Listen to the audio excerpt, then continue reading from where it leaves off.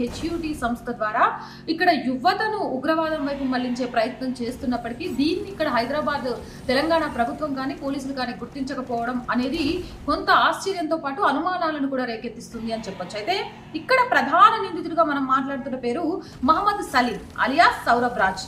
అసలు ఎవరు ఈ మహమ్మద్ సలీం, ఈయన బ్యాక్గ్రౌండ్ ఏంటి, ఎలా వచ్చాడు హైదరాబాద్కి అని తెలుసుకునే ప్రయత్నం కూడా చేశాను. అయితే 2018లో భోపాల్ నుంచి ఈ మహమ్మద్ సలీం అంటే అలియాస్ సౌరభ్ రాజ్ ఇక్కడికి హైదరాబాద్కి వచ్చినట్టుగా తెలుస్తోంది.